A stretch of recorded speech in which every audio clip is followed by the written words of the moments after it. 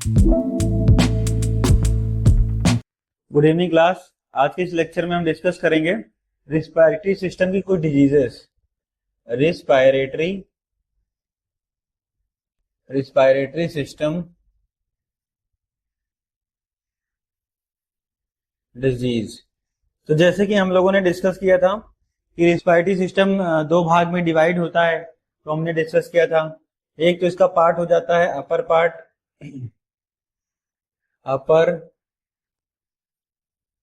एक तो इसका हो जाता है upper part, upper respiratory track, और एक हो जाता है lower respiratory track. Lower respiratory track, तो इसको हमने क्या है दो भाग में डिवाइड किया था। इसके पार्ट्स के बारे में हमने पढ़ा था, लैरिंग्स, फेरिंग्स, और जो है हमने डीप स्टडी फिर की थी। हमने ये भी डिस्कस किया था कि ट्रैकिया से ब्रोंकस से पार्टीशन हो रहा है, इसका जो है डिवाइडेशन हो रहा है लंग्स में। देन इसके बाद ये क्या हो जाएंगे ब्रोंक्योस। देन लास्ट जो हमने सब यूनिट की बात की थी उनको हम क्या बोलते हैं, एल्विलाई।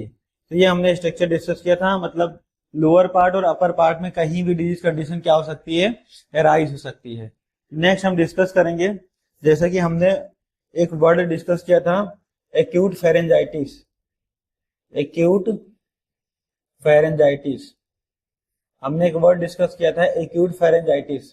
तो फेरेंजाइटिस मतलब फेरिंग्स में क्या हो जाना, इंफ्लामेशन हो जाना। हमने इस चीज को डिस्कस किया था कि आइटिस वर्ड जहां भी लग जाएगा, आइटिस वर्ड किसी भी वर्ड के पीछे लग जाएगा, उसका मतलब क्या हो जाएगा, इंफ्लामेशन। उसका मतलब क्या हो जाएगा, इंफ्लामेशन। एक्यूट का मतलब होता है कम समय के लिए, है ना, और क्रॉनिक का मतलब होता है, क्रॉनिक जिस स्टेज, मतलब ये सीवियर स्टेज की बात हो रही है, सीवियर स्टेज की बात हो रही है, और इसका टाइम ड्यूरेशन ज्यादा रहेगा। इसका टाइम ड्यूरेशन ज्यादा रहेगा। और एक्यूट में टाइम ड्यूरेशन क्या रहेगा, एक्यूट में टाइम ड्यूरेशन क्या रहता है, कम रहता है, कम रहता है। और ये माइल्ड स्टेज होती है, माइल्ड स्टेज या मॉडरेट, मॉडरेट स्टेज, इनकी हम बात करते हैं इसमें। तो एक्यूट फेरेंजाइटिस मतलब फेरेंजाइटिस में क्या हो जाना, इन्फ्लामेशन हो जाना। तो हमने लेक्चर में डिस्कस किया कि सोर थ्रोट, सबसे पहली जो डिजीज कंडीशन हमने डिस्कस की उसको हमने बोला सोर थ्रोट। क्या बोला, सोर थ्रोट। तो इसमें क्या, इसमें देखो तीन फेज में डिवाइड कर दिया इसको, इसको क्या किया, तीन फेज में डिवाइड कर दिया। पहला जो कंडीशन डिवाइड किया वो माइल्ड स्टेज, दूसरा मॉडरेट, तीसरा जो स्टेज डिवाइड किया वो क्या किया, सीवियर। तो तीन स्टेज में इसको क्या किया, डिवाइड किया। और इनके अकॉर्डिंग जो है कॉम्प्लिकेशन के बारे में भी हमने क्या किया, डिस्कस किया कि कौन कौन सी कॉम्प्लिकेशन हो सकती हैं। नेक्स्ट अगर हम बात करें कि सोर थ्रोट में हमने जो डिस्कस किया था कि क्या होता है, इन्फ्लामेशन ऑफ द फेरिंग्स। तो हमने पहले ही इसके बारे में बात किया कि एक्यूट फेरेंजाइटिस, एक्यूट फेरेंजाइटिस। तो एक्यूट फेरेंजाइटिस का मतलब कि फेरिंग्स में क्या हो जाना, inflammation, inflammation in the pharynx, in the pharynx. तो फेरिंग्स में क्या हो जाना, इन्फ्लामेशन हो जाना। नेक्स्ट हमने जो है इसके साइन एंड सिम्टम्स को क्या करें, समझेंगे। तो साइन एंड सिम्टम्स की अगर हम बात करें तो हमने देखो क्या, pain in throat, pain in throat, और हमने बात किया था कि cough, cough production, difficulty in swallowing, difficulty in swallowing, और हमने डिस्कस किया था कि इसी को क्या बोलते हैं, डिस्फेजिया। इसी को क्या बोलते हैं, डिस्फेजिया। तो ये हमने क्या किया था, पिछले लेक्चर में हमने क्या किया था, डिस्कस किया था। नेक्स्ट अगर इस लेक्चर में हम बात करें तो जैसे कि हम इसके कॉजेज, डायग्नोस्टिक इवैल्यूएशन, अगर डायग्नोस्टिक इवैल्यूएशन की हम बात करेंगे तो डायग्नोस्टिक इवैल्यूएशन रिस्पायरेटरी सिस्टम में लगभग लगभग क्या होंगे, सेम होंगे। क्या होंगे, सेम होंगे। तो अभी जो हम लोग को डिस्कस करना है, तो इसके डायग्नोसिस की अगर हम बात करें तो क्या डायग्नोसिस में परफॉर्म करें, एक तो हम डायग्नोसिस करते हैं किसके बेसिस में, साइन एंड सिम्टम्स के बेसिस पे, साइन एंड सिम्टम्स के बेसिस पे। नेक्स्ट अगर हम बात करें तो हम कह सकते हैं कि इसमें हम क्या करते हैं, स्वैब कल्चर कराते हैं, थ्रोट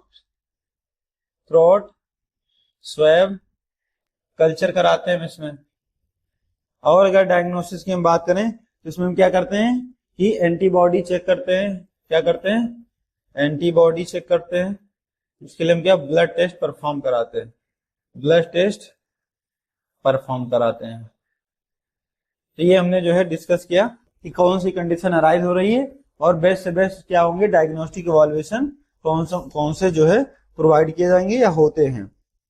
अभी हम बात करेंगे कि एक नई डिजीज कंडीशन जो कि रिस्पायरेटरी सिस्टम में देखने को मिलती है, रिस्पायरेटरी सिस्टम में देखने को मिलती है, जिसका जो है हम प्रोनाउंसिएशन जो है क्रोप करके क्या कर सकते हैं, इसको पढ़ सकते हैं, CROUP क्रोप, है ना। तो इसको हम क्या कर सकते हैं, डिस्कस कर सकते हैं। इसमें बेसिकली अगर हम बात करें तो इसमें ब्रेजी और बार्किंग कफ देखने को मिलता है। क्या मिलता है, बार्किंग कफ देखने को मिलता है। बार्किंग कफ का मतलब इन द सेंस अगर हम इसको समझें तो कफ के साथ साथ क्या होगा, साउंड भी जो है आपको सुनाई देगा। पेशेंट जब भी कफिंग करेगा तो उसके साथ साथ क्या होगा कि कफ के साथ साथ जो है एक साउंड जो है लाइट से साउंड जो है सुनाई देगा। तो उसको क्या बोलते हैं, बार्किंग कफ बोलते हैं, या इसी कंडीशन को हम बोल देते हैं ब्रेजी कंडीशन। क्या बोलते हैं, ब्रेजी कंडीशन बोल देते हैं।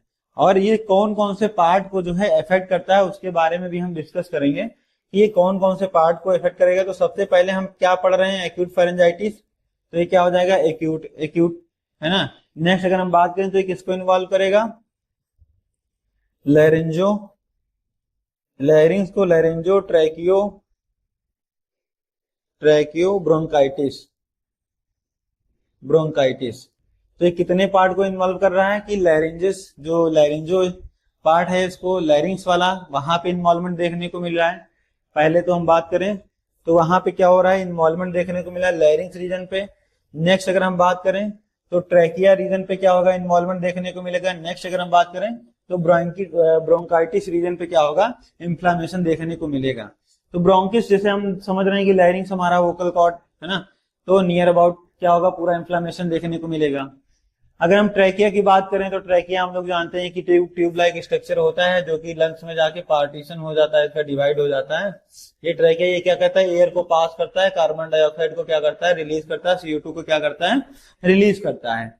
नेक्स्ट अगर हम बात करें तो ये जो मेन रीजन होता है, ये जो मेन डिवाइडेशन का रीजन है, ये जो मेन रीजन है, यहां से क्या हो रहा है कि ट्रैकिया डिवाइड हो रही दो भाग में। तो इसी को हम बोलते हैं ब्रोंकस। इसको क्या बोलते हैं, ब्रोंकस। अब इस रीजन में क्या हो जाता है, इन्फ्लामेशन हो जाता है, इसलिए इसके पीछे क्या होते हैं, आइटिस वर्ड को हम जोड़ देते हैं। तो आइटिस वर्ड का जुड़ना मतलब कि जो ब्रोंकस रीजन है जहां से ब्रोंक्यूल्स फॉर्म में, ब्रोंकियाई फॉर्म में और एल्विलाई फॉर्म में डिस्ट्रीब्यूशन, जहां से मेन डिस्ट्रीब्यूशन स्टार्ट हो रहा है, तो उस वाले जो डिस्ट्रीब्यूशन का जो मेजर पार्ट है जहां से स्टार्ट हो रहा है उसको हम बोलते हैं ब्रोंकस। तो ब्रोंकस में इन्फ्लामेशन हो जाना तो ये कंडीशन अराइज हो जाएगी। कहने मतलब ये क्या है, ब्रोंकस, हमने बताया क्या है ब्रोंकस। तो ब्रोंकस में कंडीशन इन्फ्लामेशन स्टार्ट होना, इन्फ्लामेशन स्टार्ट होना क्या कहलाएगा, ब्रोंकाइटिस। क्या कहलाएगा, ब्रोंकाइटिस। तो ये टर्मिनोलॉजी है जो कि हम डिस्कस करेंगे। तो हमें देखने को मिलता है कि सबसे पहले ब्रेजी और बार्किंग कफ। नेक्स्ट हम बात करेंगे कि एक्यूट लैरिंजो ट्रैकियो ब्रोंकाइटिस। तो ये तीनों पार्ट जो है इसमें इन्वॉल्वमेंट देखने को मिलता है। अभी अगर हम बात करें तो मोस्ट कॉमनली अगर हमें देखने की बात करें, मोस्ट कॉमनली देखने को मिलता है किस रीजन पे देखने को मिलता है, मोस्ट कॉमनली अगर हम बात करें तो सब ग्लोटिक रीजन में। कहां पे, सब ग्लोटिक रीजन में जो है, सब ग्लोटिक रीजन में हमें देखने को मिलता है। सब ग्लोटिक रीजन की अगर हम बात करें तो वोकल कॉर्ड की अगर हम बात करते हैं तो वोकल कॉर्ड के देखो, लैरिंग्स की अगर बात करें, पार्ट्स ऑफ लैरिंग्स की अगर हम बात करें कि क्या है पार्ट्स ऑफ लैरिंग्स, जैसे फेरिंग्स में हमने बात किया था, लैरिंजो फेरिंग्स, ओरोफेरिंग, नेसोफेरिंग्स। तो वैसे ही अगर हम लैरिंग्स की बात करें तो लैरिंग्स में हमने क्या डिस्कस किया कि लैरिंग्स में जो है सबसे पहले क्या, सुप्राग्लोटिक रीजन जो अपर पार्ट होता है, देन उसके नीचे अगर हम बात करें तो वोकल कॉर्ड, देन उसके बाद जो है सब ग्लोटिक रीजन की बात होती है, प्लेसमेंट होता है सब ग्लोटिक रीजन पे। तो वहां पे जो है मेनली जो है ये क्रूप डिजीज जो है देखने को मिलती है, वहां पे इन्फ्लामेशन देखने को मिलता है। नेक्स्ट अगर हम डिस्कस करें मोस्ट कॉमन पॉजिटिव एजेंट की बात करें इसकी बात करें मोस्ट कॉमन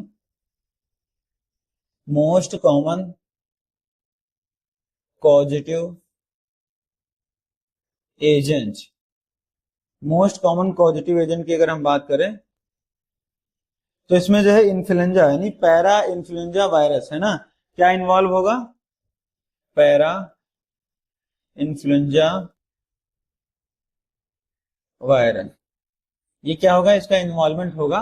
पॉजिटिव एजेंट का मतलब होता है जिसके द्वारा वो डिजीज जो है कॉज हो रही है। तो अगर हम क्रोप की बात करें तो उसमें क्या होगा, पैरा इन्फ्लुएंजा वायरस का जो है रोल रहेगा वो डिजीज को कॉज करने में। साथ ही साथ अगर हम बात करें तो अदर है ना, अगर बात करें तो इसमें और भी जो वायरस है उनका भी इन्वॉल्वमेंट रहता है। प्लस की बात करें तो और भी कुछ वायरस है जिनकी वजह से भी ये डिजीज कंडीशन अराइज हो सकती है, जैसे कि हम बात करेंगे एडिनो वायरस, तो इसके इन्वॉल्वमेंट से भी क्या हो सकता है कि ये डिजीज कंडीशन जो है अराइज हो सकती है। नेक्स्ट अगर हम बात करें तो इन्फ्लुएंजा की तो हमने बात कर ही ली है ना, क्या इन्फ्लुएंजा और अदर वायरस के इन्वॉल्वमेंट से भी जो क्रॉप कंडीशन है वो क्या होगी, अराइज जो है हो सकती है। ये तो हमने डिस्कस कर लिया। अभी जो हमारा मेन इंपॉर्टेंट पार्ट है कि हम डिस्कस करेंगे कि ये कंडीशन कितने एज ग्रुप में ज्यादा इफेक्टिव रहती है या मेजर टाइम पे जो है देखने को मिलती है। एज ग्रुप की अगर हम बात करेंगे, कितने एज ग्रुप में जो है ये कंडीशन देखने को मिलती है, तो इसको हम जो है डिस्कस करेंगे नियर अबाउट। एवरेज की हम बात करेंगे, एवरेज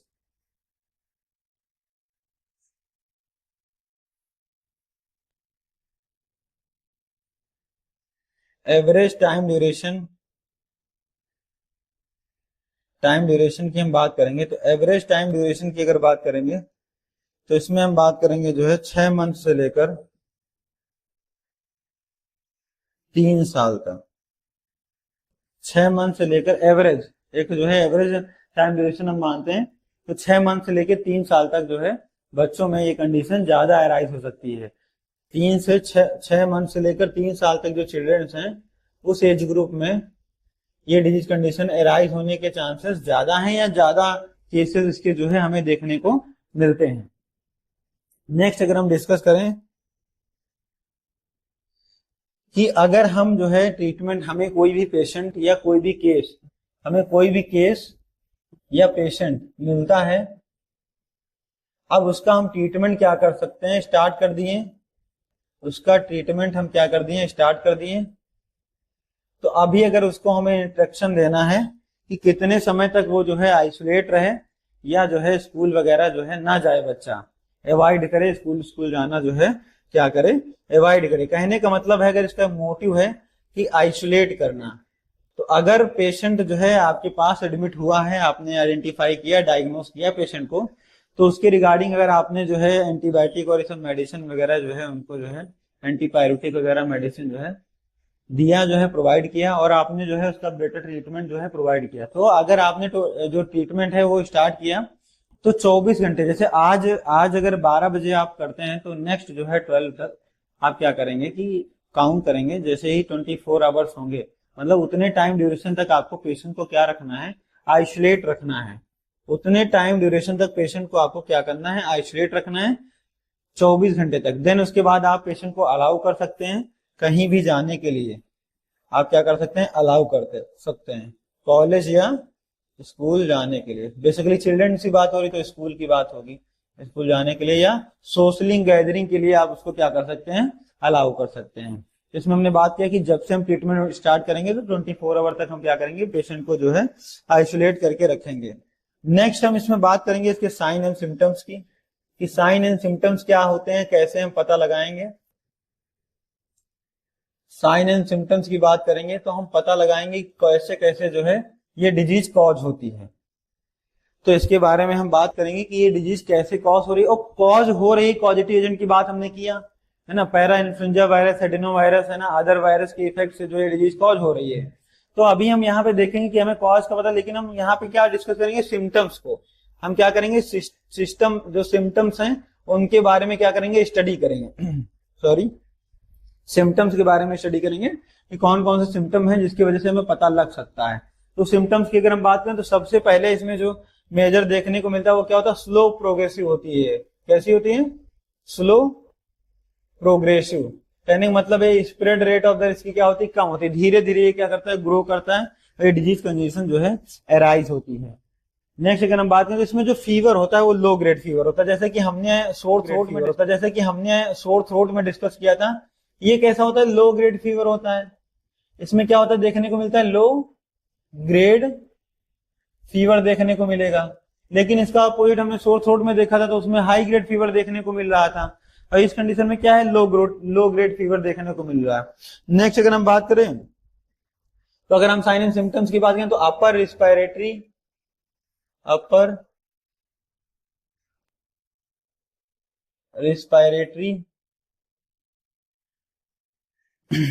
इन्फेक्शन देखने को मिलेगा। क्या मिलेगा? अपर रिस्पायरेटरी इन्फेक्शन देखने को मिलेगा। इसमें अगर हम मेजर पोर्शन की बात करें तो हम कह सकते हैं कि कोल्ड, क्या बोल सकते हैं, कोल्ड, रनिंग नोज आपको जो है देखने को मिलेगी। ये सब क्या है, अपर रिस्पायरेटरी इन्फेक्शन की वजह से एराइज होते हैं। तो ये हमें जो है इस सिस्टम में देखने को जो मेन सिम्टम्स है उसको हम इसमें क्या कर सकते हैं, काउंट कर सकते हैं। नेक्स्ट सिस्टम की बात करें, सिम्टम की बात करें तो इसमें हमें देखने को वेल लुकिंग जो वर्ड स्टार्ट होता है, इसका मतलब क्या होता है कि अगर ये कंडीशन सीवियर स्टेज में नहीं है, माइल्ड स्टेज में है, क्योंकि हमने बात किया कि ये जो डिजीज है ये स्लोली प्रोग्रेस करती है, तो जो चिल्ड्रंस हैं वो उसके अंदर जो है वो वेल लुकिंग लगेगा, मतलब आपको बीमार नहीं लगेगा जब तक वो कंडीशन जो है सीवियर नहीं हो जाती है। तो इसलिए इसको क्या बोलते हैं कि वेल लुकिंग चाइल्ड देखने को इसमें मिलता है। उसी टाइम पे हमें क्या करना होगा, आइडेंटिफाई करना होगा।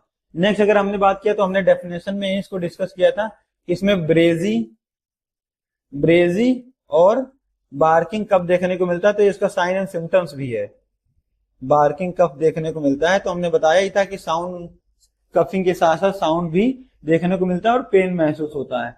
नेक्स्ट अगर हम बात करें तो साइन एंड सिम्टम्स में हम डिस्कस कर सकते हैं कि हॉर्सनेस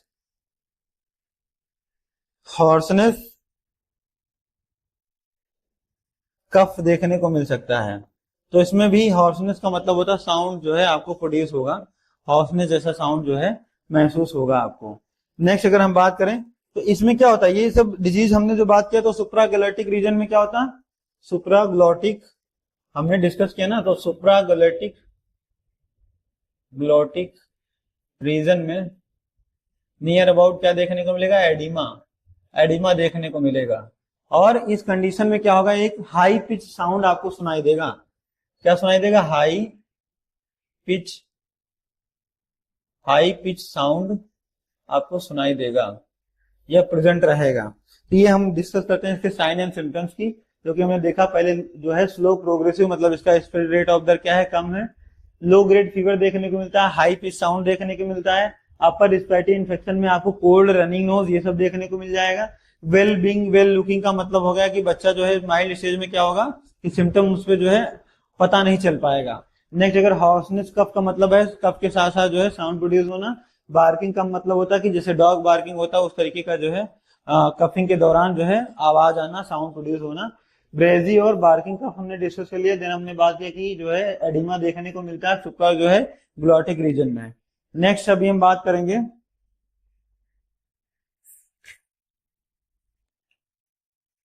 डायग्नोसिस की। नेक्स्ट हम बात करेंगे तो डायग्नोसिस में देखेंगे कि हम क्या करेंगे, एक्सरे परफॉर्म करेंगे। जैसे लैरेंजियो, ट्रैकियो, ब्रोंकाइटिस की कंडीशन अराइज हो रही है, वहां पे क्या होता है, इन्फ्लेमेशन देखने को मिल रहा है। तो कहने का मतलब है कि नेक रीजन का हम क्या करा लेंगे, एक्सरे करा लेंगे। नेक रीजन का हम क्या करा लेंगे, एक्सरे करा लेंगे।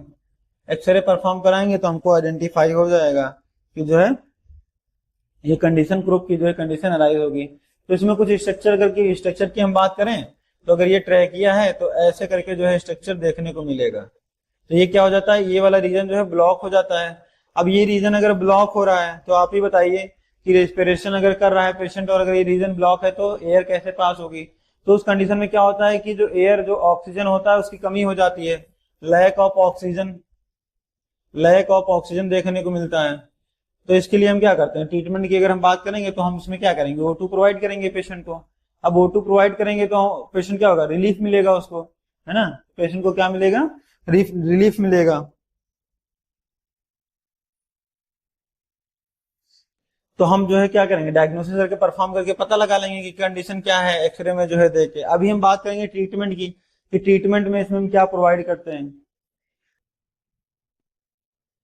ट्रीटमेंट की हम बात करेंगे,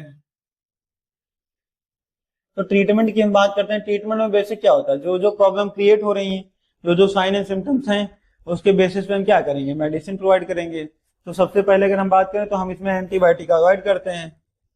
अगर माइल्ड स्टेज की बात है तो हम उसमें क्या करते हैं, no antibiotic use, no antibiotic use. Antibiotic को हम क्या करेंगे, अवॉइड करेंगे, क्योंकि साइड इफेक्ट देखने को मिलता है, ज्यादातर जो है पेशेंट में जो है साइड इफेक्ट देखने को मिलता है, इसलिए माइल्ड स्टेज में हम क्या करते हैं, एंटीबायोटिक को जो है अवॉइड करते हैं। और इसको जो है मॉइस्ट O2 प्रोवाइड करते हैं इसको, जो मेन हमारा रहता है, क्योंकि ये जो एयरवे रहता है वो ब्लॉक हो जाता है। क्यों प्रोवाइड करते हैं, क्योंकि एयरवे जो रहता है वो ब्लॉक हो जाता है, एयरवे क्या होता है, ब्लॉक हो जाता है। और demand of oxygen, demand of oxygen not fulfil, not fulfil. तो डिमांड ऑफ ऑक्सीजन जो रहती है वो फुलफिल नहीं हो पाती है, इसलिए हमें O2 सपोर्ट देना पड़ता है। या तो पेशेंट को जो है सीवियर कंडीशन है तो वेंटी पे डालना पड़ेगा, है ना। तो ये हम क्या करते हैं, इसके ट्रीटमेंट में प्रोवाइड करते हैं। नेक्स्ट अगर हम बात करें तो न्यूबलाइजेशन की हम बात करते हैं।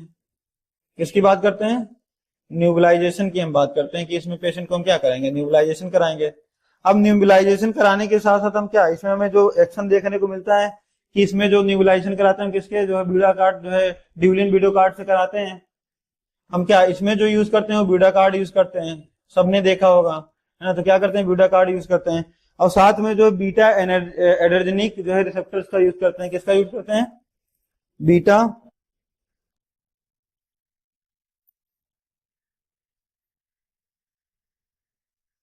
एडर्जेनिक जो है रिसेप्टर्स का यूज करते हैं। तो इसके इन्वॉल्वमेंट से क्या हो जाता है कि जो एडिमा होता है वो क्या होता है, कंट्रोल हो जाता है।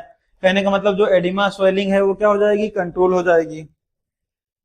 अगर हम इसका न्यूबलाइजेशन करा रहे हैं, साथ में हम जो है एड्रेनलिन का यूज कर रहे हैं, तो इससे क्या हो जाएगा, कंट्रोल हो जाएगी। एडिमा को हम क्या कर लेंगे, कंट्रोल कर लेंगे। एडिमा को हम क्या कर लेंगे, कंट्रोल कर लेंगे। तो ये हमारा क्या है, इसका प्रोसेस है। नेक्स्ट अगर हम डिस्कस करें तो सीवियर केसेस में क्या देखने को मिलता है। अगर यही हम ट्रीटमेंट में देख रहे हैं, तो अगर हम ट्रीटमेंट प्रोवाइड करें, अगर ये सीवियर की कंडीशन अराइज होती है, सीवियर कंडीशन आपको देखने को मिलती है, तो उसमें आपको पेशेंट को वेंटिलेटर पे सपोर्ट देना पड़ेगा। वेंटिलेटर का सपोर्ट जो है पेशेंट को प्रोवाइड करना पड़ेगा, वेंटिलेटर सपोर्ट प्रोवाइड करना पड़ेगा आपको। तो ये क्या करते हैं हम ट्रीटमेंट में जो है मेंटेन जो है देखने को मिलता है, तो उसमें हम क्या करते हैं, मेंटेन करते हैं। अब अगर हम बात कर लें कि अगर जो है ईटी ट्यूब हम इंसर्ट कर रहे हैं, ईटी ट्यूब इंसर्ट कर रहे हैं, अगर उसमें कोई प्रॉब्लम आ रही है, वहां पे इंजरी ज्यादा है, कोई प्रॉब्लम आ रही है, तो हम क्या करेंगे, ट्रैकियोस्टोमी परफॉर्म करेंगे। हम क्या करेंगे, ट्रैकियोस्टोमी, मान लो स्वेलिंग वगैरह हो गया है, बहुत ज्यादा इंजर्ड है, तो वहां पे हम रेडनेस वगैरह देखने को मिल रहा है, तो ईटी ट्यूब डालने में अगर प्रॉब्लम फेस कर रहा है पेशेंट, ज्यादा पेन महसूस कर रहा है, तो हम क्या करेंगे, उस ऊंडे वाले एरिया से छेड़छाड़ नहीं करेंगे, और हम उसके बिहाफ पे क्या करेंगे, ट्रैकियोस्टोमी कर देंगे। क्या कर देंगे, ट्रैकियोस्टोमी कर देंगे, ट्रैकियोस्टोमी परफॉर्म कर देंगे। ये प्रोसीजर हम क्या कर देंगे, परफॉर्म कर देंगे। तो ये भी इसका क्या है, सेकंड ऑप्शन है। नेक्स्ट अगर हम बात करें तो हम बात कर सकते हैं कि जो इंफ्लामेटरी ड्रग हैं उनके अगेंस्ट इन्फ्लामेशन हो रहा है, तो उसके अगेंस्ट हम क्या करेंगे, मेडिसिन को चलाएंगे।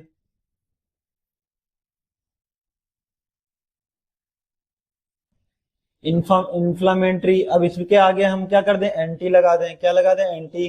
तो एंटी का मतलब हो जाएगा इन्फ्लामेशन को रोकने वाली ड्रग। जो इन्फ्लामेशन कॉज हो रहा है उसके रेट ऑफ दर को क्या कर दें, कम कर दें। तो वो कैसी, वो ड्रग किसमें काउंट की जाएंगी, एंटी इन्फ्लामेटरी ड्रग में काउंट की जाएंगी। किसमें काउंट की जाएंगी, एंटी इन्फ्लामेटरी ड्रग में हम उनको काउंट करेंगे। तो अगर बेसिकली अगर हम बात कर लें तो इसमें जो है इन्हीं को हम क्या करते हैं, स्टेरॉइड फॉर्म में हम बोलते हैं, स्टेरॉइड है ना, तो इनको हम जानते हैं स्टेरॉइड नाम से। तो इसमें क्या होता है कि ये इन्फ्लामेशन को जो है कम कर देते हैं। ड्रग का नाम अगर बात करें तो इसको हम क्या बोलेंगे, डेक्सामेथासोन। किस नाम से अवेलेबल है, डेक्सामेथासोन। किस नाम से अवेलेबल है, डेक्सामेथासोन। ये क्या है, एंटी इंफ्लेमेटरी ड्रग है। देन इसको हम क्या करते हैं, और हमने साथ में एडिशनल बताया ही, ट्रीटमेंट के साथ हमने क्या बताया, न्यूबलाइजेशन प्रोवाइड करेंगे, न्यूबलाइजेशन प्रोवाइड करेंगे, और न्यूबलाइजेशन के साथ में क्या कर देंगे, ब्यूटाकार्ड का जो है सॉल्यूशन प्रोवाइड करेंगे, ब्यूटाकार्ड का जो है सॉल्यूशन प्रोवाइड करेंगे, जिससे क्या होगा, एडिमा को हम क्या कर लेंगे, कंट्रोल कर लेंगे। क्या कर लेंगे, एडिमा को हम क्या कर लेंगे, कंट्रोल कर लेंगे। तो इससे क्या हो सकता है कि हम पेशेंट को जो है ट्रीट कर सकते हैं। तो ये हमारा क्या है, ट्रीटमेंट है। ये क्या है, हमारा ट्रीटमेंट है। तो इसमें हमने जो है बात किया कि जो इन्फ्लेमेटरी है इसके अकॉर्डिंग क्या करेंगे, एंटी इन्फ्लेमेटरी ड्रग चला देंगे, एंटी इन्फ्लेमेटरी ड्रग चला देंगे। तो इससे क्या होगा, हम इसको क्या कर लेंगे, कंट्रोल कर लेंगे। नेक्स्ट अगर हम यहीं पे बात करते हैं दूसरे डिजीज कंडीशन की, दूसरे डिजीज कंडीशन की अगर हम बात करें तो थर्ड, पहले हमने डिस्कस किया सोर थ्रॉट, सोर थ्रॉट की बात की। दूसरा हमने क्या बात किया, दूसरा हमने क्रॉप को डिस्कस किया। अभी नेक्स्ट अगर हम बात करें थर्ड पोर्शन पे तो एपीग्लॉटिस की बात करेंगे, एपीग्लॉटिस की बात करेंगे। तो इन तीनों डिजीज को हम क्या करेंगे, डिस्कस करेंगे। तो पहला और दूसरा हमने क्या किया, कंप्लीट कर लिया। तो अभी हम बात करेंगे एपीग्लॉटिस की। तो एपीग्लॉटिस का मतलब क्या होता है, जैसे आप लोगों ने पिक्चर प्लांट देखा है, आप लोगों ने क्या किया, पिक्चर प्लांट देखा है। तो पिक्चर प्लांट कैसे रहता है, कुछ इस आकार का रहता है, ऊपर से क्या होता है, ओपनिंग होता है, जब भी कोई कीट पतंगा उसके पास आता है और उसे क्लोज कर लेता है। क्या कर लेता है, उसको क्लोज कर लेता है। देन फिर खाने के लिए ओपन करता है, फिर उसको क्या करता है, क्लोज कर लेता है। तो ठीक उसी तरह क्या होता है, एपीग्लॉटिस का फंक्शन होता है। एपीग्लॉटिस का जो है क्या होता है, फंक्शन होता है। इसका फंक्शन यही होता है कि जब हम खाना खाएंगे तो एयरवे को क्या कर देगा, ढक देगा, है ना, कि उसमें जो है फूड जो है विंड पाइप में क्या हो, चला ना जाए। देन यही प्रोसेस का चलता है कि ये ओपनिंग को क्लोज करने के लिए काम करता है, मैनेज करता है। अब आईटी वर्ड अगर इसके पीछे लग जाए, मतलब इसी वाले रीजन में क्या हो जाए, इन्फ्लामेशन हो जाए, इसी वाले रीजन में इन्फ्लामेशन हो जाए, तो ये कैसी कंडीशन कन्वर्ट हो जाएगी, क्योंकि आप लोग को भी पता है कि सांस अगर नहीं लिए तो हम सर्वाइव नहीं कर पाएंगे। और जब मेन रीजन है जहां से हम विंड पाइप के थ्रू, जहां से हमारा दोनों का पार्टीशन है, ईसोफेगस और ट्रैकिया का जहां से पार्टीशन है, जो हिपोग्लॉटिस जो है बंद कर रहा है, उसको ओपन कर रहा है, अगर वहीं पे कोई नॉर्मल कंडीशन आ जाए और जो है जो रिस्पायरेटरी ट्रैकिया या एयरवे है या पाथवे है वो क्लीन ना रहे, जिससे जो है रिस्पायरेशन ना कर पाए, ऑक्सीजन का लेवल जो है मेंटेन ना हो पाए, CO2 बाहर ना जा पाए, तो ये कंडीशन कैसी कन्वर्ट हो जाएगी, लाइफ थ्रेटनिंग कंडीशन। इसमें कन्वर्ट हो जाएगी, लाइफ थ्रेटनिंग कंडीशन में क्या हो जाएगा, कन्वर्ट हो जाएगा। लाइफ थ्रेटनिंग कंडीशन का मतलब, थ्रेटनिंग वर्ड का मतलब होता है बहुत भयानक, भयावक या खतरनाक, खतरनाक या भयावक जो कंडीशन होती है उसको लाइफ थ्रेटनिंग कंडीशन बोलते हैं। मतलब इसमें पेशेंट को अगर हम केयर नहीं करेंगे तो पेशेंट कभी भी जो है डेथ कर सकता है। तो इसमें हमें क्या करना है, ट्रीटमेंट पे क्या करना होगा, फोकस करना होगा, क्योंकि एक ऐसी कंडीशन है, लाइफ थ्रेटनिंग कंडीशन है। अब इसमें क्या होता है कि सुप्राग्लोटिक रीजन में जो है एडिमा देखने को मिलता है। इस वाले कंडीशन में क्या होता है, सुप्राग्लोटिक रीजन में एडिमा देखने को मिलता है। सुप्राग्लोटिक रीजन में क्या होगा, एडिमा देखने को मिलेगा। अभी हम बात कर रहे सुप्राग्लोटिक रीजन में क्या होगा, एडिमा देखने को मिल रहा है। अभी हम देखो लैरिंज के पार्ट को डिस्कस कर रहे थे, तो हमने डिस्कस किया था कि लैरिंज का जो अपर पार्ट होता है उसको क्या बोलते हैं, सुप्राग्लोटिक रीजन बोलते हैं। फिर देन उसके बाद वोकल कॉर्ड की बात करते हैं, देन लोअर पार्ट को हम क्या बोलते हैं, ग्लोटिक रीजन बोलते हैं, सब ग्लोटिक रीजन बोलते हैं। तो पहले अभी हमने जो है क्रॉप वाले कंडीशन में पढ़ा, इसमें क्या हो रहा था कि सब ग्लोटिक रीजन की बात की जा रही थी, सब ग्लोटिक रीजन की बात की जाती है, यहाँ पे इफेक्ट देखने को मिल रहा था। लेकिन एपिग्लॉटिस वाले रीजन में क्या, सुप्राग्लोटिक रीजन में एडिमा देखने को मिलेगा। एडिमा बोले तो स्वेलिंग देखने को मिलेगा। क्या देखने को मिलेगा, स्वेलिंग देखने को मिलेगा। और साथ ही साथ में हम डिस्कस करें तो इसके साथ में क्या होगा, एपिग्लॉटिस वाले रीजन में, एपिग्लॉटिस वाले रीजन में भी क्या होगा, इन्फ्लामेशन देखने को मिलेगा, इन्फ्लामेशन देखने को मिलेगा।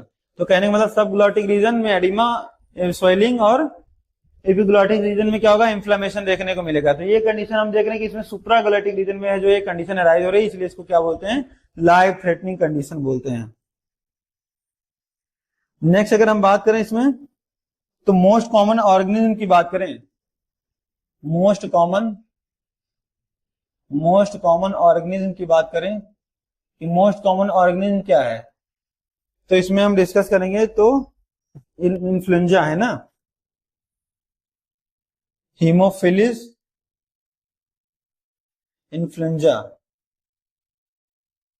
बीटा। मोस्ट कॉमन ऑर्गेनिज्म की बात करें कि मोस्ट कॉमन ऑर्गेनिज्म क्या है, तो इसमें हम डिस्कस करेंगे तो इन्फ्लुएंजा है ना, हीमोफिलिस इन्फ्लुएंजा बीटा इन्फ्लुएंजा। तो इसके वजह से क्या होगा, ये कंडीशन जो है एराइज होगी। और अगर हम बात करें तो इसमें स्ट्रेप्टोकोकस है ना, बैक्टीरिया का इन्वॉल्वमेंट होगा। किसका? स्ट्रेप्टोकोकस बैक्टीरिया का क्या होगा, इन्वॉल्वमेंट होगा, जिसकी वजह से डिजीज जो है कॉज कर सकती है। नेक्स्ट अगर हम एज ग्रुप की बात कर लें, अगर हम इसके एज ग्रुप की बात कर लें, एज ग्रुप की हम बात कर लें तो एज ग्रुप में क्या देखने को मिलेगा, अंडर 5 ईयर, 5 साल से जो कम एज ग्रुप के चाइल्ड हैं, जो 5 साल से कम एज ग्रुप के चाइल्ड हैं, उसमें ये कंडीशन इपिग्लॉटिस रीजन में क्या होगा, इन्फ्लेमेशन देखने को मिलेगा। तो हम बात कर लेते हैं कि 5 साल से कम जो बच्चे हैं उनमें ये कंडीशन जो है जल्दी जो है देखने को मिलती है, या मोस्ट केसेस जो है उसके हमें देखने को मिलते हैं। नेक्स्ट हम बात करेंगे साइन एंड सिम्टम्स की।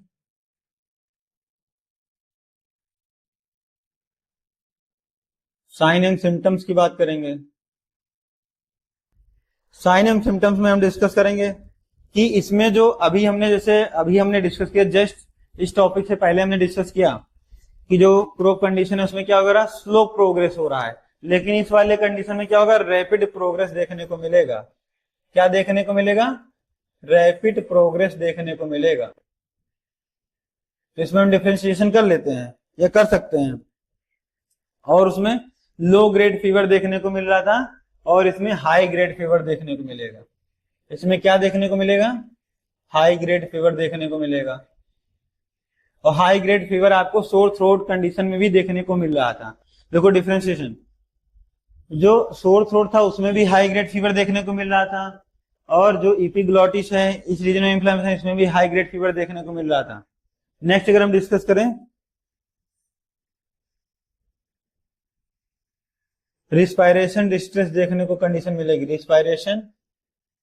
रिस्पायरेशन डिस्ट्रेस की कंडीशन देखने को मिलेगी। तो ये कंडीशन जो है एराइज सकती है।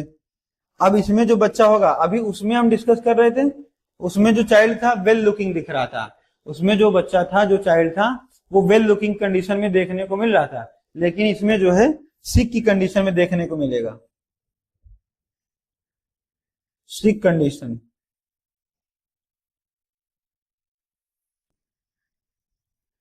लुक लाइक सिक कंडीशन की तरह जो है बच्चा आपको देखने को इसमें मिलेगा। नेक्स्ट अगर हम बात करें तो डिस्फेजिया की कंडीशन हम अभी डिस्कस कर चुके हैं। तीनों डिजीज कंडीशन में डिस्फेजिया मतलब difficulty in swallowing, difficulty in solving.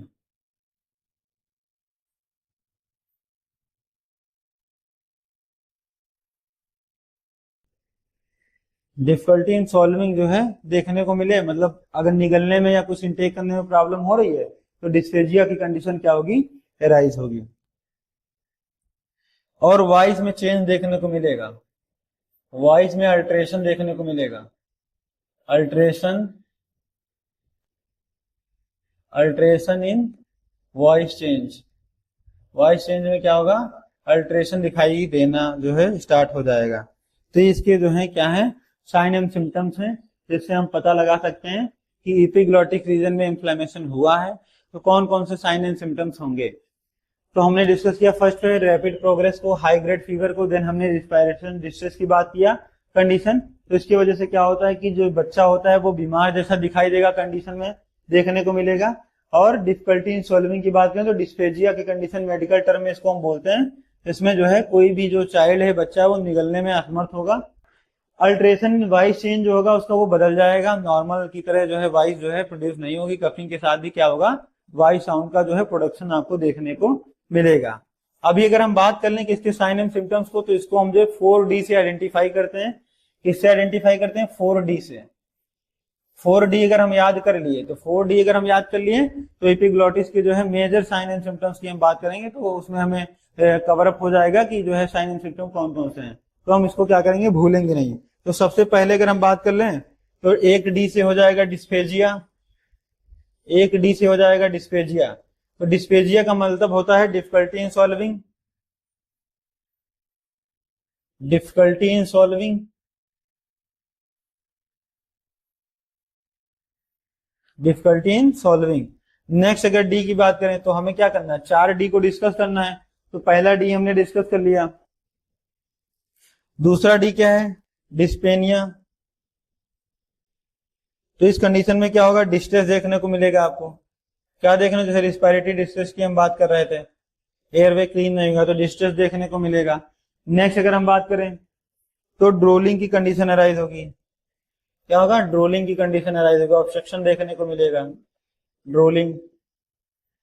तो हमें क्या करना है, जो है चारों जो है पी को याद रखना है। तो इससे जो है मेजर साइन एंड सिम्टम के तौर पे हम इसको क्या कर सकते हैं, याद रख सकते हैं।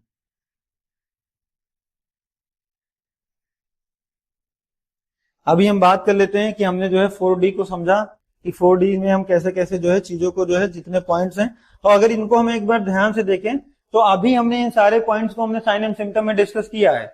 अभी हमने सारे पॉइंट्स को क्या किया है, साइन एंड सिम्टम में डिस्कस किया है कि साइन एंड सिम्टम में हमें क्या क्या देखने को मिलेगा।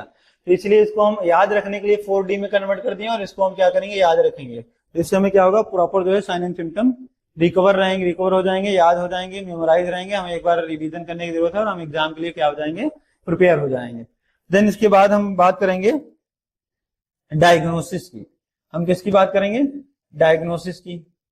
तो डायग्नोसिस में हम पता लगाएंगे डिजीज कंडीशन हो क्यों रही है, किसके वजह से। तो बेसिकली हम क्या करते हैं, कॉजेटिव एजेंट का पता लगाने के लिए हम क्या करते हैं, डायग्नोसिस करवाते हैं और पता लगाते हैं कि डिजीज कंडीशन अराइज क्यों हो रही है, मेन रीजन इसका क्या है।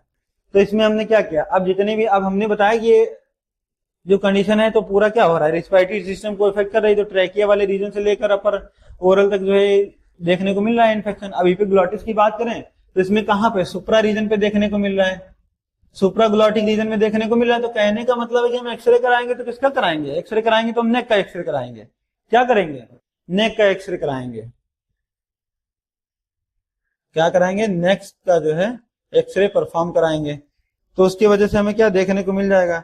अब अगर लेटरल व्यू की अगर बात करें, हम नेक का एक्सरे क्या है, लेटरल व्यू के अगर हम बात करें, है ना, किसकी बात करें, लेटरल व्यू की बात करें, तो उसमें हमें क्या देखने को मिलेगा, थंब लाइक स्ट्रक्चर देखने को मिलेगा, थंब लाइक स्ट्रक्चर देखने को मिलेगा। हमें उस एक्सरे में क्या देखने को मिलेगा, थंब लाइक जो है स्ट्रक्चर देखने को मिलेगा, जिससे हम आइडेंटिफाई लगा सकते हैं इसको हो सकता है कि सुप्राग्लॉटिक रीजन में जो है इंफ्लामेशन, एपिग्लॉटिक रीजन में क्या हो, इंफ्लामेशन देखने को मिले। नेक्स्ट अगर हम ट्रीटमेंट की बात करें,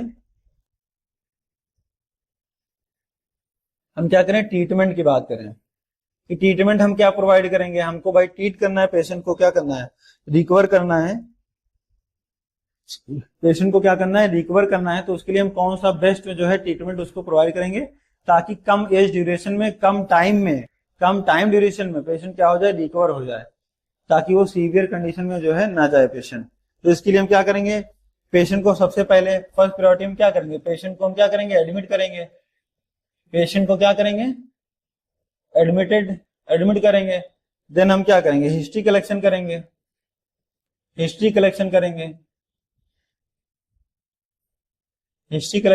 देन हम उसके लिए क्या करेंगे, डायग्नोसिस करवाएंगे, जैसे कि हमने डायग्नोसिस में पढ़ा। देन हम क्या करेंगे, उसके लिए प्लान करेंगे। देन उसके लिए हम क्या करेंगे, प्लान करेंगे। अब प्लान करेंगे तो उसके लिए हम क्या करेंगे, बेस्ट से बेस्ट जो है मेडिसिन को क्या करेंगे, प्रोवाइड कराएंगे। तो जैसे हम उसके लिए प्लान करेंगे तो सबसे पहले हम क्या प्लान करेंगे, आईवी फ्लूइड की बात करेंगे। अब यहीं से स्टार्ट होता है, हम क्या बात करेंगे, आईवी फ्लूइड की बात करेंगे। तो आईवी फ्लूइड पेशेंट को हम क्या करेंगे, पेशेंट को आईवी फ्लूइड प्रोवाइड कराएंगे, जिससे वो अब आईवी फ्लूइड को हम प्रायोरिटी क्यों दे रहे हैं, क्योंकि आईवी फ्लूइड को प्रायोरिटी देने का एक ही रीजन है कि पेशेंट क्या हो रहा है, इंटेक नहीं कर पा रहा है, इंटेक कर रहा है तो उसको स्वेलिंग हो रहा है, डिफिकल्टी इन सॉल्विंग देखने को मिल रहा है, प्रॉब्लम हो रहा है। और जो भी अगर वो लिक्विड ले रहा है देन उसके बाद अगर सॉलिड तो ले ही नहीं पाएगा, पॉसिबिलिटीज बहुत कम रह जाती है। लिक्विड भी अगर कोई चीज इंटेक कर रहा है तब भी पेशेंट को पेन महसूस हो रहा है, तो उसको हम क्या करेंगे, आईवी फ्लूइड के थ्रू क्या करेंगे, इसको जो है सारे फ्लूइड जो है प्रोवाइड करेंगे। देन उसको इसमें इस कंडीशन में हमें देखने को मिलता है हाई ग्रेड फीवर देखने को मिल रहा था, तो हाई ग्रेड फीवर को कम करने के लिए हम क्या देंगे, एंटीपायरेटिक। एंटीपायरेटिक तो एंटीपायरेटिक का मतलब आप लोग को भी पता है कि एंटीपायरेटिक का मतलब होता है फीवर को कंट्रोल करना, तो फीवर को कंट्रोल करने के लिए एंटीपायरेटिक मतलब, अब पायरेटिक मतलब होता है फीवर।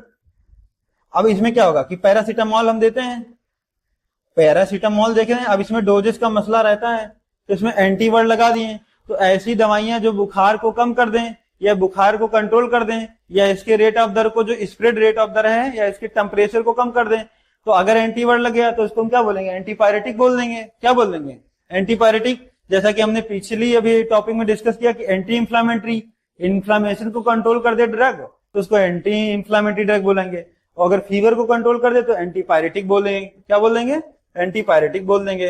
तो ऐसी ड्रग जो फीवर को कंट्रोल कर दे उनको हम क्या बोलेंगे, एंटीपायरेटिक बोलेंगे। जैसे कि एग्जांपल में हम लोग कॉमन सी ड्रग है पैरासीटामोल, जो कि फीवर को क्या करती है, कंट्रोल कर देती है। नेक्स्ट हम बात करेंगे एंटीबायोटिक की बात करेंगे। किसकी बात करेंगे, एंटीबायोटिक की बात करेंगे। तो आप लोग का तो पुराना नाता रहा है एंटीबायोटिक से, है ना, छोटी सी बात है, कफ कोल्ड हुआ जाओ एंटीबायोटिक ले लो, है ना, इससे क्या होगा, इन्फेक्शन ग्रोथ को क्या होगा, कंट्रोल कर लेगा, है ना। तो आप लोग तो एंटीबायोटिक के बारे में जानते हैं, जैसे इन्फेक्शन की ग्रोथ रेट ऑफ दर को क्या करना, कम करना। तो कम करना, इम्यून सिस्टम हमारा क्या होगा, मजबूत होगा, स्ट्रांग होगा। अब इम्यून सिस्टम अगर स्ट्रांग हो रहा है तो हम क्या हो जाएंगे, जो भी डिजीज कंडीशन से हम सफर कर रहे हैं उससे हमारी बॉडी जल्दी से फाइट करेगी, डिफेंस मैकेनिज्म क्या होगा, जल्दी एक्टिव होगा। अब वो एक्टिव है, अच्छे से काम करेगा तो हम रिकवर हो जाएंगे, है ना। तो हम क्या करेंगे, एंटीबायोटिक को जो है यूज में लेंगे। तो एंटीबायोटिक की अगर हम बात करें तो इसमें थर्ड जनरेशन की मेडिसिन को हम इंक्लूड करते हैं। एंटीबायोटिक की थर्ड जनरेशन की जितनी भी दवाइयां हैं उनको पेशेंट के ऊपर जो है अप्लाई करते हैं, या पेशेंट को जो है चलाते हैं, या पेशेंट को जो है ट्रीटमेंट चार्ट में क्या करते हैं, जो ट्रीटमेंट चार्ट होता है उसमें हम क्या करते हैं, डॉक्टर क्या करता है, मेंशन करता है। तो उसमें जैसे एक मेडिसिन का हम नाम बताएंगे जो थर्ड जनरेशन की मेडिसिन है, सिफेलोस्पोरिन। मेडिसिन का नाम क्या है थर्ड जनरेशन की, सिफेलोस्पोरिन। तो ये कौन सी ड्रग है, एंटीबायोटिक के थर्ड जनरेशन की ड्रग है। अगर इस ड्रग को हम दें तो जो इन्फेक्शन है तो क्या हो जाएगा, कम हो जाएगा, कंट्रोल हो जाएगा। नेक्स्ट अगर हम बात करें तो अभी इसमें क्या देखने को मिलेगा कि जो है स्टेरॉइड की हमने बात किया था, अभी स्टेरॉइड की बात किया था पिछले ही उसमें। स्टेरॉइड को हमने बताया था कि एंटी इंफ्लेमेटरी के रूप में यूज कर रहे हैं, तो इसको हम क्या करेंगे, इसमें हमने डेक्सामेथासोन का नाम लिया था, डेक्सामेथासोन। या फिर हम बात करें ये क्या है, एंटी इंफ्लेमेटरी ड्रग है, एंटी इंफ्लेमेटरी ड्रग है। अब ये क्या कर रहा है, इंफ्लेमेशन को रोक रहा है, नहीं एडिमा को खत्म कर रहा है, कंट्रोल कर रहा है ना। तो हम क्या करेंगे इसमें और साथ में क्या कर सकते हैं, हम न्यूबलाइजेशन करा सकते हैं पेशेंट को। क्या करेंगे, प्लस न्यूबलाइजेशन करा देंगे पेशेंट को। तो न्यूबलाइजेशन प्लस ड्यूडाकार्ड से करा देंगे। तो इससे भी हम क्या कर सकते हैं, पेशेंट की कंडीशन को जो है रिकवर कर सकते हैं, या उसको एपिग्लॉटिस रीजन में जो इन्फेक्शन हुआ, सोर थ्रोट हो गया, लगभग जो है प्रोब की कंडीशन होगी, तीनों कंडीशन में हम न्यूबलाइजेशन प्रेफर करेंगे ताकि एयरवे जो रहे वो क्लीन रहे, कफ जो है निकल जाए, है ना, एयरवे क्या रहे, क्लीन रहे। जैसे जो थिक कफ है तो क्या होगा कि वो अगर न्यूबलाइजेशन कराएंगे तो साथ में उसका क्या होगा, पतला हो जाएगा, तो उससे क्या होगा, वो बाहर जल्दी से स्प्लिट आउट हो जाएगा। क्या हो जाएगा, स्प्लिट आउट हो जाएगा। तो इसमें जो है हमने डिस्कस किया। तो ये सारा, अब देखो ट्रीटमेंट की अगर हम बात करें तो इसमें जो ट्रीटमेंट प्रोवाइड किया, आईवी फ्लूइड हो गया, जो है तुम जो है एंटीपायरेटिक की बात कर लिए, स्टेरॉइड की बात कर लिए, एंटीबायोटिक की। तो जितनी रिस्पिरेटरी डिजीज की कंडीशन है, जितनी भी रिस्पिरेटरी डिजीज की कंडीशन, लगभग उसमें जो है सेम जो है ट्रीटमेंट देखने को मिलता है, और लगभग जो है सेम डायग्नोसिस भी रहता है। डायग्नोसिस, क्योंकि जो रिस्पिरेटरी जो हमने जैसे अब पूछोगे कि सेम डायग्नोसिस की क्या मसला है, तो डायग्नोसिस का मतलब हो गया, देखो अपर रिस्पिरेटरी, लोअर रिस्पिरेटरी की बात की। अब दोनों का जो हम पार्ट्स की बात करें तो उसी रीजन में हो सकता है, तो उसके लिए हम क्या करेंगे, नेक वाले ट्रेकिया वाले क्या एक्सरे परफॉर्म कराएंगे, तो उसके माध्यम से हम क्या कर सकते हैं, पता लगा सकते हैं कि कौन सी कंडीशन जो है राइट। तो हमने ये तीन डिजीज को क्या कर लिया, डिस्कस कर लिया। तो इसको हम समराइज करेंगे, इस टॉपिक को समराइजेशन में कवर करेंगे दोबारा से, तो इसको हम समझना है। तो रिस्पायरेटरी सिस्टम की हमने बात किया कि सिस्टम में डिजीज होने वाली डिजीज जो है कौन कौन सी हैं, तो इनको हमको पढ़ना है। तो इससे पहले हमने डिस्कस किया था कि इसके पार्ट, कितने पार्ट में रिस्पायरेटरी सिस्टम डिवाइड है। तो सबसे पहले हमने डिस्कस किया था अपर रिस्पायरेटरी ट्रैक, दूसरा हमने डिस्कस किया लोअर रिस्पायरेटरी ट्रैक। तो रिस्पायरेटरी सिस्टम में जो अपर पार्ट में जो पार्ट इन्वॉल्वमेंट होता है उनको अपर रिस्पायरेटरी में काउंट करते हैं, और ट्रैकिया और ये लंग्स वगैरह जो है ब्रोंकस, ये सब क्या लोअर रिस्पायरेटरी ट्रैक के जो है पार्ट हैं। तो इनको हमने डिस्कस किया। अगर इन्फ्लामेशन कहीं भी देखने को मिल रहा है तो उससे हमें आइडेंटिफाई हो जाएगा कि इन्फ्लामेशन हमें अपर पार्ट में देखने को मिल रहा है कि लोअर पार्ट में देखने को मिल रहा है। नेक्स्ट हम बात करेंगे एक्यूट फेरेंजाइटिस। तो एक्यूट फेरेंजाइटिस को हमने डिस्कस किया कि आइटिस वर्ड लग जाना मतलब इन्फ्लामेशन हो जाना। तो हमने डिस्कस किया अगर इन्फ्लामेशन कहीं भी देखने को मिल रहा है तो उससे हमें आइडेंटिफाई हो जाएगा कि इन्फ्लामेशन हमें अपर पार्ट में देखने को मिल रहा है कि लोअर पार्ट में देखने को मिल रहा है। नेक्स्ट हम बात करेंगे एक्यूट फेरेंजाइटिस। तो एक्यूट फेरेंजाइटिस को हमने डिस्कस किया कि आइटिस वर्ड लग जाना मतलब इन्फ्लामेशन हो जाना, आइटिस वर्ड लग जाना मतलब इन्फ्लामेशन हो जाना। एक्यूट मतलब इसका जो टाइम ड्यूरेशन है डिजीज का वो कम है। क्रॉनिक का मतलब ये सीवियर स्टेज की दर्शाता है, सीवियर स्टेज को दर्शाता है, और इसका जो टाइम ड्यूरेशन रहता है वो हमेशा ज्यादा रहता है, इसीलिए इसको हम क्रॉनिक कंडीशन में बोलते हैं। नेक्स्ट हमने सोर थ्रोट में डिस्कस किया कि ये एक्यूट फेरेंजाइटिस है, तो फेरेंजाइटिस वाले रीजन में क्या हो जाएगा, इन्फ्लामेशन देखने को मिलेगा। देन हमने बात किया इन्फ्लामेशन ऑफ द फेरिंग्स। इस कंडीशन का मतलब है क्या है, फेरिंग्स रीजन में इन्फ्लामेशन हो जाना। अब इसको हमने 3 फेजेस में डिस्कस किया। पहला जो फेज हमने बात किया माइल्ड, दूसरा हमने बात किया मॉडरेट, तीसरा हमने बात किया सीवियर। तो 3 कंडीशन में हमने क्या किया, इसको लेक्चर को रीड आउट किया और ये देखने को मिलता है। देन हम बात करें पेन इन थ्रोट देखने को मिलेगा, कफ देखने को मिलेगा, डिफिकल्टी इन सॉल्विंग की बात देखो तीनों कंडीशन में डिफिकल्टी इन सॉल्विंग आया है, तो इसको हम एक में याद करेंगे तो तीनों में बेनिफिट रहेगा। डिफिकल्टी इन सॉल्विंग मतलब डिस्पेजिया की कंडीशन क्या होगी, एराइज होगी।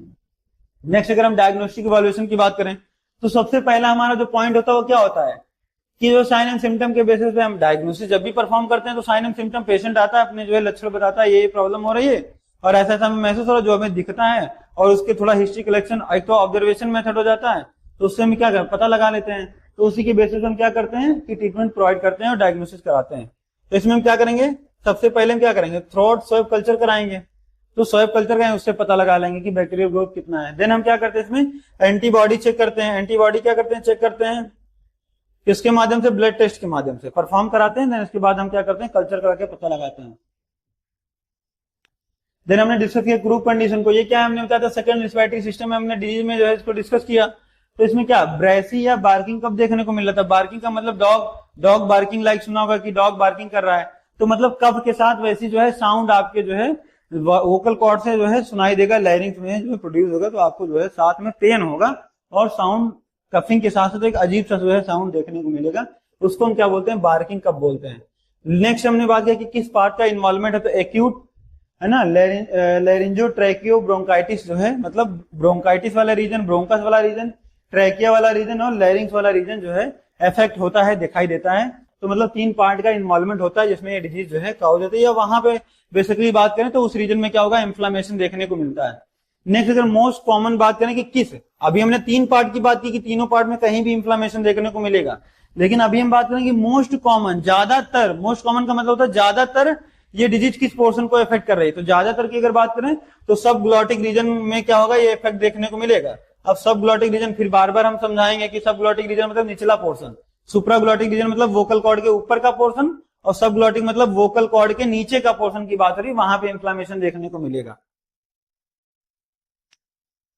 नेक्स्ट हम बात करेंगे कि मोस्ट कॉमन पॉजिटिव एजेंट का मतलब है जिसके वजह से एजेंट, LIC एजेंट आपने सुना होगा, LIC एजेंट। अब ये क्या इंश्योरेंस कराते हैं बैंक में जा जाके, तो एक ऐसे एजेंट हैं जो लोगों को बैंक तक पहुंचाते हैं, जोड़ने का काम करते हैं। अब वैसे ही यहाँ पे पॉजिटिव एजेंट का मतलब है जिसके वजह से डिजीज कॉज हो रही है, जिसकी वजह से डिजीज कॉज हो रही है तो उसको क्या बोल देंगे, पॉजिटिव एजेंट बोल देंगे। नेक्स्ट अगर हम बात करें तो पैरा इन्फ्लुएंजा वायरस, तो पैरा इन्फ्लुएंजा वायरस की वजह से क्या होगा कि क्रॉप की कंडीशन जो है देखने को मिलती है या एराइज होती है। साथ ही साथ अगर हम बात करें तो इसमें एडिनो वायरस भी अपना रोल प्ले करता है, इसकी वजह से भी जो है डिजीज कॉज हो सकती है। या हम इन्फ्लुएंजा या अदर वायरस की हम बात करें तो वो भी क्या कर सकते हैं, डिजीज को कॉज करने में इन्फ्लुएंस कर सकते हैं। क्या कर सकते हैं, इन्फ्लुएंस कर सकते हैं। अभी हम बात कर रहे हैं कि बेसिकली एज ग्रुप, किस एज ग्रुप के ड्यूरेशन में जो है ये डिजीज जो है ज्यादा देखने को मिलती है, ज्यादा कॉज करती है। तो एज ड्यूरेशन की या एज ग्रुप की हम बात करें तो हम एक एवरेज टाइम ड्यूरेशन लेके चलते हैं। हम क्या करते हैं, हमेशा फिक्स नहीं, एवरेज टाइम ड्यूरेशन की बात करते हैं तो 6 मंथ से लेकर 3 साल तक जो बच्चे होते हैं, 6 मंथ से लेकर 3 साल तक जो बच्चे होते हैं उनमें क्या होता है कि ये डिजीज कंडीशन जो है अराइज होने के चांसेस ज्यादा रहते हैं। वैसे तो एज ग्रुप में हो ही सकता है, लेकिन 6 मंथ से लेकर 3 साल तक जो बच्चे होंगे उन बच्चों में जो है डिजीज कंडीशन होने के ज्यादा चांसेस रहते हैं। अभी हम बात कर लेंगे केस या पेशेंट की। तो जैसे कि हमने बताया, पेशेंट जो है आपके पास एडमिट होता है और आप ट्रीटमेंट स्टार्ट करते हैं। क्या करते हैं आप? ट्रीटमेंट स्टार्ट करते हैं। तो पेशेंट को कितने टाइम ड्यूरेशन के लिए आपको आइसोलेट करना ही करना है, आपको आइसोलेट करना ही करना है। तो इसमें हम क्या करते हैं, 24 आवर तक हम पेशेंट को क्या करते हैं, 24 आवर तक हम पेशेंट को क्या करते हैं, आइसोलेट करके रखते हैं। देन फिर हम अलाउ कर देते हैं, फिर हम उसके ऊपर से जो रिस्ट्रिक्शंस हैं 24 आवर के बाद हम क्या करते हैं, रिमूव कर देते हैं, हटा देते हैं, उसको फ्री कर देते हैं। कहने का मतलब इन द सेंस यही है कि पेशेंट को हम 24 आवर तक क्या करते हैं, अंडर ऑब्जर्वेशन रखते हैं। देन उसके बाद हम क्या करते हैं, पेशेंट को फ्री कर देते हैं। नेक्स्ट हम बात करेंगे साइन एंड सिम्टम्स की बात करें तो साइन एंड सिम्टम में बात करें, सबसे पहले लो ग्रेड या लो प्रोग्रेसिव ये डिजीज जो है स्लोली क्या होती है, स्प्रेड होती है। देन हम बात करें लो ग्रेड फीवर देखने को मिलता है इसमें। हाई पिच साउंड, पिच जो साउंड है उसका जो पिच है वो क्या होगा, हाई होगा। देन हम बात करें अपर रिस्पिरेटरी इन्फेक्शन में हम इसको काउंट करते हैं। ये जो रीजन है कहां पे, अपर रिस्पिरेटरी ट्रैक इन्फेक्शन में जो है काउज देखने को मिलेगा, उस रीजन में जो है आपको इन्फ्लेमेशन देखने को मिलेगा। तो सिम्टम्स की बात करें तो कोल्ड या रनिंग नोज, नाक बहती हुई दिखाई देगी ना, कोल्ड हो जाएगा, कफ हो जाएगा, और जो रनिंग नोज आपको दिखाई देखने को मिलेगा कि पेशेंट जो है रनिंग नोज जो है वो कर रहा है। देन पेशेंट, अभी हमने बात की कि वेल लुकिंग की बात करते हैं तो वेल लुकिंग का मतलब होता है कि पेशेंट आपको हेल्दी दिखेगा। सीवियर कंडीशन की बात है तो पेशेंट क्या होगा, तुमको पता नहीं लगेगा कि पेशेंट बीमार है कि नहीं, है ना, तो क्या होगा, वेल लुकिंग दिखाई देगा। हॉर्सनेस कफ और बार्किंग कफ, दोनों का मतलब है कि जैसे कि आवाज कफ के साथ साथ जो है साउंड का प्रोडक्शन होना, सुनाई देना, इसी को क्या बोलते हैं, ब्रेसी कंडीशन अराइज होती है। देन इसमें हम बात करेंगे सुप्रागैलेटिक रीजन में क्या हो जाता है, एडिमा हो जाता है। क्या हो जाता है, सुप्रागैलेटिक रीजन में क्या हो जाता है, एडिमा देखने को मिलता है। नेक्स्ट हम बात करेंगे डायग्नोसिस की। तो डायग्नोसिस में हमने बताया कि जब लगभग सब में हम क्या करें, एक्सरे परफॉर्म कर रहे हैं, नेक एक्सरे परफॉर्म कर रहे हैं, नेक रीजन में क्या कर रहे हैं, एक्सरे परफॉर्म कर रहे हैं। तो इसमें क्या होता है, कुछ इस तरह का जो है स्ट्रक्चर आपको देखने को मिलता है। तो इसकी वजह से क्या हो जाता है, ट्रैकिया का ब्लॉकेज हो जाता है और जो ऑक्सीजन गैसेस का ऑक्सीजन है वो हो नहीं पाता है। तो इसलिए लैक ऑफ ऑक्सीजन देखने को मिलता है। इसलिए पेशेंट को हम क्या करते हैं, O2 प्रोवाइड करते हैं, पेशेंट को वेंटिलेटर सपोर्ट देते हैं। नेक्स्ट हम डिस्कस करेंगे ट्रीटमेंट की बात करेंगे। तो ट्रीटमेंट हम देखेंगे नो एंटीबायोटिक। इस कंडीशन में क्या होगा, एंटीबायोटिक का यूज हम नहीं करेंगे। सीवियर कंडीशन होगी तो भले हम एंटीबायोटिक को मतलब प्रोवाइड करें, है ना, अकॉर्डिंग टू डॉक्टर प्रिस्क्रिप्शन, लेकिन इसमें क्या होता है, एंटीबायोटिक को हम क्या करते हैं, अवॉइड करते हैं। उसके साथ साथ हम क्या करते हैं, न्यूबलाइजेशन करते हैं। क्या करते हैं, O2 मतलब ऑक्सीजन प्रोड्यूस कराते हैं, जिसकी वजह से क्या होगा कि जो है जो रिस्पायरेटरी रेट है वो क्या होगा कि अच्छे से जो है परफॉर्म करे। अगर बात करें एयरवे जो ब्लॉक है उसको क्या करते हैं, क्लीन करते हैं। क्या करते हैं, क्लीन, ऑब्स्ट्रक्शन जो है उसको खत्म करने की कोशिश करते हैं। न्यूबलाइजेशन कराते हैं, किसके साथ में, ब्यूडाकार्ड के साथ में कराते हैं। और जो है एड्रेनलिन की सहायता से जो है, एड्रेनलिन की सहायता से क्या करेंगे कि हम क्या करेंगे, न्यूबलाइजेशन परफॉर्म कराएंगे, जिसकी वजह से एयरवे क्लीन करने में जो है आसानी रहता है। नेक्स्ट अगर हम बात करें तो सीवियर कंडीशन की बात करें तो पेशेंट को सीवियर कंडीशन में क्या होगा, वेंटिलेटर सपोर्ट देना पड़ेगा। अगर ईटी ट्यूब का इंसर्शन कर रहे हैं, ईटी ट्यूब इंसर्शन करते टाइम हम ध्यान रखेंगे अगर पेशेंट को इंजरी है ना, अगर इंजरी है या फिर वहां पे इन्फ्लामेशन हुआ है तो हम जबरदस्ती नहीं करेंगे पेशेंट के साथ। अगर उसको पेन हो रहा है तो सीधा हम क्या करेंगे, कंसर्ट फॉर्म साइन करा के हम क्या करेंगे, ट्रैकियोस्टोमी प्रोसीजर को क्या कर देंगे, परफॉर्म कर देंगे। ट्रैकियोस्टोमी प्रोसीजर को हम क्या कर देंगे, परफॉर्म कर देंगे। नेक्स्ट हम बात करेंगे anti inflammatory drug. Anti inflammatory drug मतलब इंफ्लामेशन के अगेंस्ट ड्रग जो काम करती हैं, जो ठीक करती हैं, उसको क्या बोलते हैं, एंटी इंफ्लामेटरी ड्रग बोलते हैं। तो इसमें बेसिकली हम किसकी बात करेंगे, स्टेरॉइड की बात करेंगे। तो इस ड्रग में डेक्सामेथासोन जो है ड्रग आती है, क्या आती है, डेक्सामेथासोन ड्रग आती है, जो कि इंफ्लामेशन के जो है ग्रोथ को क्या करती है, कम कर देती है, क्या कर देती है, इसको कंट्रोल कर लेती है। नेक्स्ट अगर हम बात करें न्यूबलाइजेशन की, न्यूबलाइजेशन हम किसके साथ में कहते हैं, ब्यूडाकार्ड के साथ देते हैं। ये क्या करता है, एडिमा को कंट्रोल करने में हेल्पफुल रहता है। क्या करता है, एडिमा को कंट्रोल करने में हेल्पफुल रहता है। नेक्स्ट हम बात करेंगे इपिग्लॉटिस की। तो इपिग्लॉटिस का मतलब क्या होगा, आइटिस वर्ड लग गया तो इपिग्लॉटिस वाले रीजन में क्या हो जाना, इन्फ्लामेशन हो जाना। तो इससे पहले हमने क्या किया, सोर थ्रोट को डिस्कस किया, क्रो को डिस्कस किया। अब हम क्या करेंगे, इपिग्लॉटिस वाले डिजीज कंडीशन को डिस्कस करेंगे। अब इसमें एक पहला ही पॉइंट मेंशन है, एक ऐसी कंडीशन है लाइफ थ्रेटनिंग कंडीशन है, मतलब भयानक या भयावक जो है कंडीशन है जिसमें पेशेंट की जान जाने की चांसेस जो है 99% रहते हैं अगर हम इसमें जो है बेटर ट्रीटमेंट नहीं प्रोवाइड कराएंगे। तो इसमें अगर बेसिकली देखने को मिले तो सुप्राग्लॉटिक रीजन में एडिमा देखने को मिलता है। तो कहने का मतलब अगर इपिग्लॉटिस के पीछे जो है एटिस वर्ड लगे तो इपिग्लॉटिस में क्या हो जाना, इन्फ्लामेशन देखने को मिलना। तो ये हमें कंडीशन जो है राइज होती है। मोस्ट ऑर्गेनिज्म की बात करें तो हमें हीमोफिलस बीटा इन्फ्लुएंजा की वजह से जो है ये डिजीज कॉज होती है, या हम कह सकते हैं स्ट्रेप्टोकोकस बैक्टीरिया जो है ये सब क्या करते हैं, कॉज करते हैं, एज अ पॉजिटिव एजेंट के रूप में जो है हम इन्हें जानते हैं।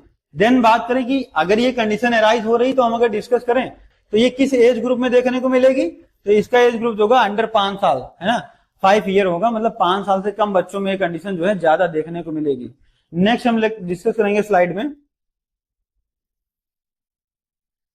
साइन एंड सिम्टम्स की बात करेंगे। तो साइन एंड सिम्टम्स में हम देखेंगे कि रैपिड प्रोग्रेसिव जो देखने को, मतलब इसमें अभी तक हम स्लो प्रोग्रेसिव की बात कर रहे थे, इसमें क्या देखने को मिला, ये जो डिजीज कंडीशन स्प्रेड हो रही है इसके सिम्टम जल्दी जल्दी क्या होंगे, स्प्रेड होंगे। नेक्स्ट अगर हम बात करें तो इसमें हाई ग्रेड फीवर देखने को मिलेगा, क्या मिलेगा, हाई ग्रेड फीवर देखने को मिलेगा, और रिस्पायरेशन में प्रॉब्लम ऑब्स्ट्रक्शन क्रिएट होगी तो इसलिए रिस्पायरेशन डिस्ट्रेस देखने को मिलेगा। इसमें पेशेंट जो होगा सिक कंडीशन में, पेशेंट जो है सिक कंडीशन में जो है आपको देखने को मिलेगा, पेशेंट क्या होगा सिक कंडीशन में आपको जो है देखने को मिलेगा, वेल लुकिंग जो है देखने को नहीं मिलेगा, सिक की कंडीशन अराइज होगी। देन हम बात करें डिस्पेजिया, डिस्पेजिया का मतलब होता है डिफिकल्टी इन सॉल्विंग, पेशेंट कुछ भी निकल नहीं पा रहा, ये तीनों कंडीशन में आया हुआ वर्ड है, बार बार रिपीटेड है। दूसरा अगर बात करें तो अल्ट्रेशन इन वॉइस चेंज, वॉइस चेंज में क्या होगा, अल्ट्रेशन देखने को मिलेगा, नॉर्मल जो वॉइस रहती है पेशेंट की या चाइल्ड की उसमें क्या होगा, एबनॉर्मलिटी देखने को मिलेगी, मतलब पैटर्न जो है उसका चेंज हो जाएगा। नेक्स्ट अगर हम बात करें